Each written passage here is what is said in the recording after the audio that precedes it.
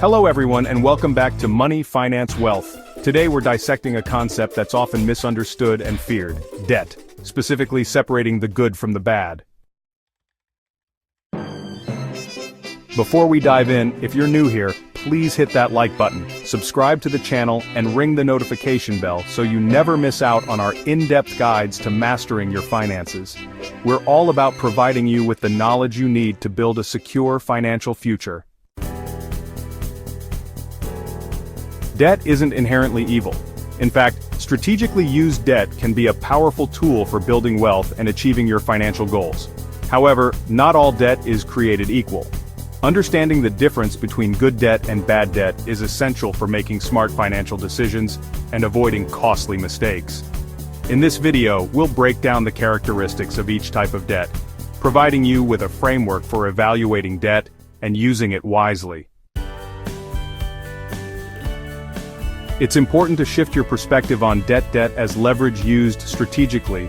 Debt can allow you to acquire assets or make investments that generate a return. Debt as an accelerator. It can accelerate your progress towards your financial goals. The importance of intent. The key isn't necessarily the type of debt but the reason for taking it on and the plan for repayment. Good debt has the potential to increase your net worth or improve your financial situation. Typically, good debt comes with relatively low interest rates compared to other types of debt. Also, the asset you acquire with the debt has the potential to appreciate in value. When you use debt to invest in your education, skills, or business, it can increase your earning potential. Plus, the interest on this type of debt may be tax deductible, reducing your overall tax liability. For example, having good debt should improve your credit scores. Let's look at some common examples. A mortgage can be considered good debt if you buy a home that appreciates in value, and the interest rate is relatively low. You are also building equity over time. The mortgage interest is typically tax deductible, subject to limitations. Federal student loans can be considered good debt if they enable you to acquire skills and knowledge that lead to higher earning potential.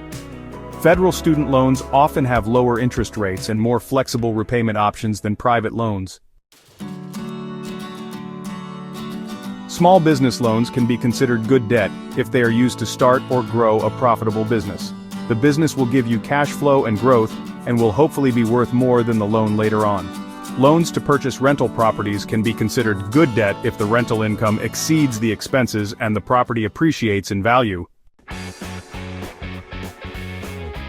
Bad debt typically has high interest rates, doesn't lead to asset appreciation, and can negatively impact your financial well-being.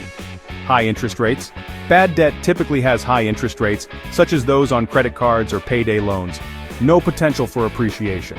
The debt is used to purchase items that depreciate in value or provide no long-term benefit. No investment in your future. The debt is not used to invest in your education, skills, or business. Non-deductible interest. The interest on the debt is not tax deductible, creates a cycle of debt. The debt is used to cover basic living expenses, creating a cycle of debt. Common examples of debt that can cripple your finances. Credit card debt, high interest. Carrying a balance on credit cards with high interest rates can quickly spiral out of control. Payday loans. Payday loans are short-term, high-interest loans that are often used to cover emergency expenses. They are extremely expensive and can easily lead to a cycle of debt. Auto loans for depreciating assets. Buying a car you can't afford, especially if it's brand new, is often bad debt. Cars depreciate quickly. Loans for consumable goods. Taking out loans to buy things like clothing, electronics, or vacations is generally considered bad debt. Private student loans. High-interest private student loans typically have higher interest rates and less flexible repayment options than federal loans. Some debts fall into a gray area and can be either good or bad depending on how they are used. Take student loans, for instance. Private student loans in particular can vary in value depending on interest rates and whether they provide a career boost. Then there are home equity loans. These loans can be used for home improvements, debt consolidation, or other purposes. If the loan is used for home improvements that increase the value of your home, it can be considered good debt. However, if it's used for non-asset producing purposes, it's more like bad debt. Lastly, Business credit cards can be quite versatile. They can be used for business expenses, and can help earn rewards or cashback, and can also help grow the business. Before taking on any debt, ask yourself these questions. What's the interest rate? The lower, the better. What's the purpose? Is it an investment in your future, or a purchase that will depreciate? Will it increase my income or net worth? Will this debt help you generate more income or acquire assets? Can I afford the payments? Can you comfortably afford the monthly payments without sacrificing other important financial goals?